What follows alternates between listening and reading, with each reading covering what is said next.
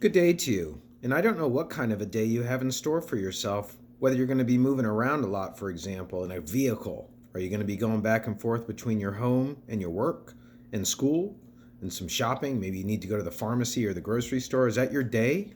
Are you going to be doing a lot of walking? Are you going to walk down to Wawa in between classes and pick up a sandwich? Are you going to be sitting in your house for most of the day, on your computer, playing video games, maybe searching the television?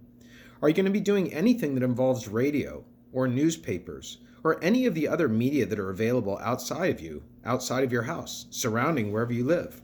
Yeah, think about your normal day and think about the kinds of media that you come into contact with, even without your own free will. For example, when you pull up into a gas station and you fill it up with gas and a radio station is playing over the speakers, or when you go to a dentist office and there's a magazine on the table, or anywhere in public, a bar, and you see sports on television.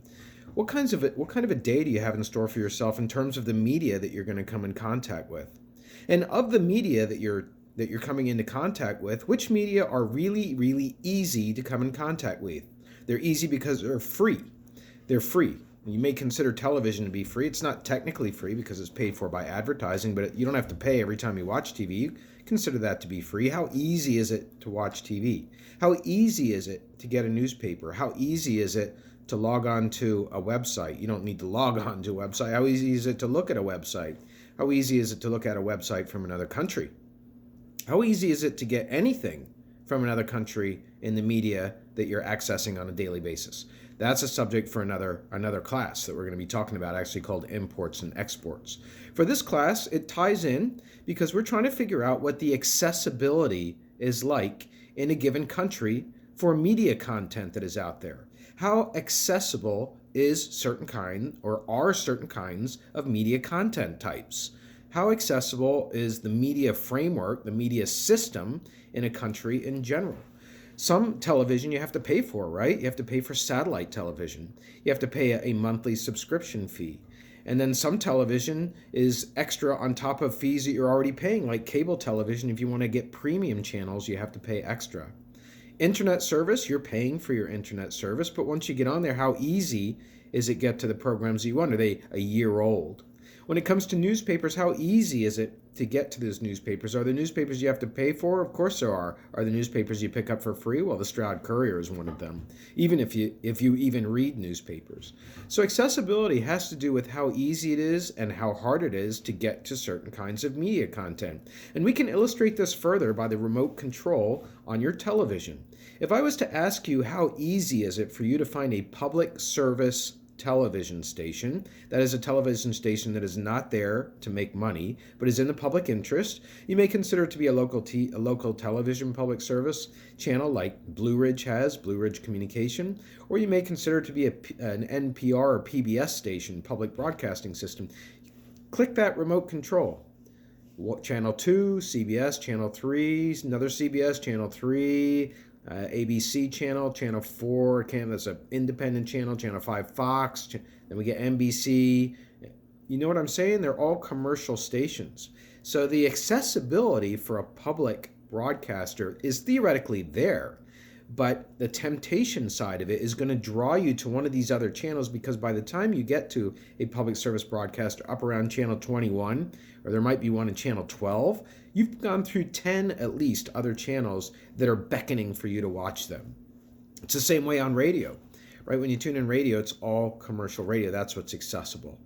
When it comes to newspapers, they're advertising driven as well. So I'm sneaking in a little bit about advertising here from our last chapter because accessibility is kind of a bridgeway point that we're at in the course where we're going from advertising into accessibility, or we're going from financing, into accessibility, and it's tempting to start to talk about content.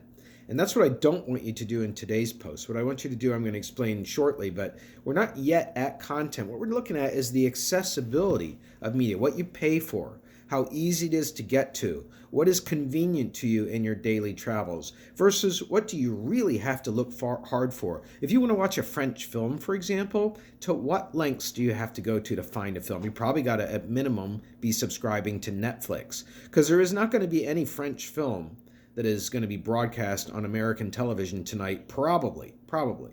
So you're going to have to go to Netflix, you're going to have to pay. That's an inconvenience versus just turning on your television channel.